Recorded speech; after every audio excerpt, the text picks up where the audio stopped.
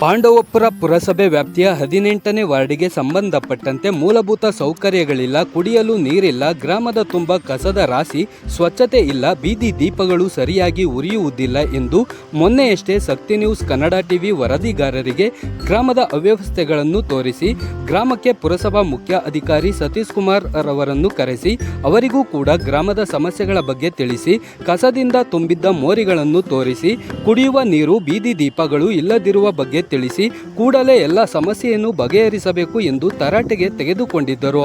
ಕಸದ ರಾಶಿಯಿಂದ ತುಂಬಿದ್ದ ಬೋವಿ ಕಾಲೋನಿಯ ಗ್ರಾಮವನ್ನು ನೋಡಿದ ಮುಖ್ಯ ಅಧಿಕಾರಿ ಸತೀಶ್ ಕುಮಾರ್, ಕಸ ವಿಲೇವಾರಿ ಮಾಡಲು ನಮಗೆ ಈ ಹಿಂದೆ ವಾಹನಗಳ ಕೊರತೆ ಇತ್ತು.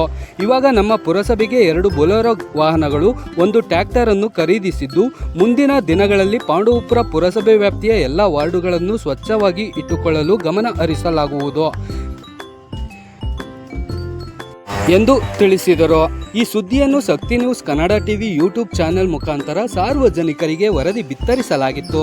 ವರದಿಗೆ ಎಚ್ಚೆತ್ತ ಪುರಸಭೆ ಮುಖ್ಯ ಅಧಿಕಾರಿಗಳು ಬೋವಿ ಕಾಲೋನಿಯ ಎಲ್ಲ ಬೀದಿಯ ಚರಂಡಿಗಳನ್ನು ಪೌರ ಕಾರ್ಮಿಕರು ಹಾಗೂ ಜೆಸಿಬಿ ಯಂತ್ರದಿಂದ ಈ ದಿನ ಕಸದ ರಾಶಿಯಿಂದ ತುಂಬಿದ್ದ ಕಸವನ್ನು ಎತ್ತಿಸಿ ಪೌರ ಕಾರ್ಮಿಕರು ಮಾಡುವಂತಹ ಕೆಲಸವನ್ನು ಕಾರ್ಮಿಕರಿಂದ ಮಾಡಿಸಿ ಗ್ರಾಮದ ಎಲ್ಲ ಮೋರಿಗಳನ್ನು ಸ್ವಚ್ಛಗೊಳಿಸಿದ್ದಾರೆ. ಇನ್ನು ಹಲವು ಸಮಸ್ಯೆಗಳನ್ನು ಮುಂದಿನ ದಿನಗಳಲ್ಲಿ ಸರಿಪಡಿಸುವುದಾಗಿ ತಿಳಿಸಿದ್ದಾರೆ.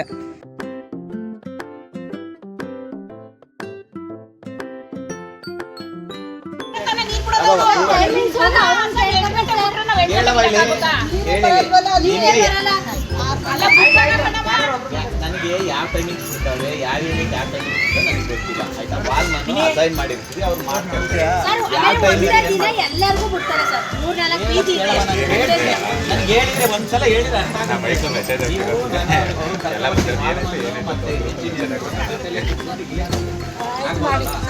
ನಾನು ನಿಮ್ಗೆ ಹೇಳಕ್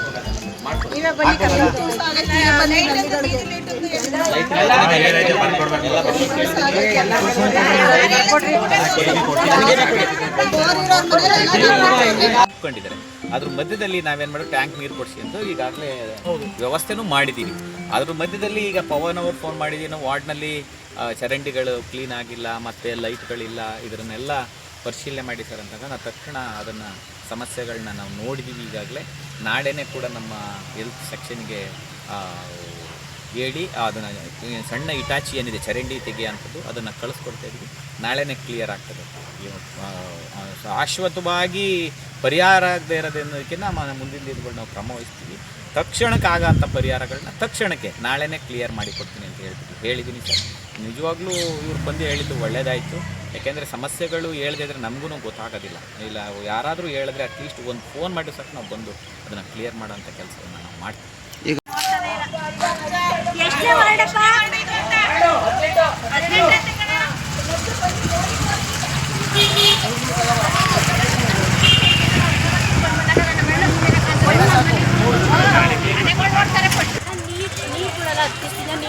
ಮೋರಿ ಕ್ಲೀನ್ ಮಾಡಲ್ಲ. ವಾಟರ್ ಮ್ಯಾನ್ಗೆ ಹೇಳಿದ್ರೆ ಏನಂತಾರೆ ಅವರು? ಅಲ್ಲ, ಅವ್ರು ಬಿಡ್ತೀವಿ, ನಮಗೆ ಅದು ಸಮಸ್ಯೆ ಇದು ಸಮಸ್ಯೆ ಅಂತ ಹೇಳ್ತಾರೆ ಸರ್. ಅದನ್ನ ರೆಡಿ ಮಾಡಿಬಿಡ್ಬೇಕು ತಾನೆ. ಏನು ಪ್ರಾಬ್ಲಮ್ ಆಗೈತೆ ಅಂತ? ಅದೇ ಮೋರಿ ಕಸ ಮೋರಿ ನೋಡಿ ಮುಂದೆ ಬಂದಿದ್ದು ನೋಡಿ. ಹಾಂ, ಎಷ್ಟು ದಿನಕ್ಕೊಂದ್ಸರಿ ತೆಗ್ತಾರೆ? 6 ತಿಂಗಳು 7 ತಿಂಗಳಾದ್ರೂ ಬರಲ್ಲ. ನಲ್ಲಿ ನೀರು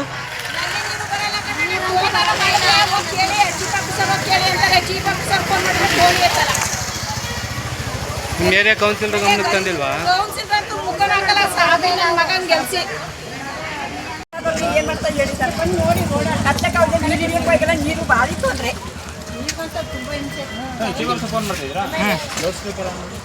ಮೋರಿ ಅಂತೂ ಮನೆ ಹತ್ರ ನಿಂತಲಿಕ್ಕೆ ಆಗಲ್ಲ, ಅಷ್ಟು ಅಷ್ಟೇ ಇಲ್ಲ. ನಮ್ಮ ನೀರ್ಗಡಿಗೆ ರೋಡೇ ಇಲ್ಲ.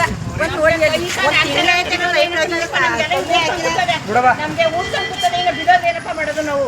ನಾವು ಮೊದಲಿಗೆ ಹೇಳ್ತಾ ಇದ್ರೆ ಬರೀಕೆ ಒಬ್ರು ತಿರ್ಕೊಂಡ ನಡಿಕೆಲೆ ಇರೋದಲ್ಲಿ. ಎಲ್ಲ ಗಲೀಜ್ ಅಲ್ಲೇ ನಿಂತೈತೆ. ಅಲ್ಲೂ ನೋಡಿ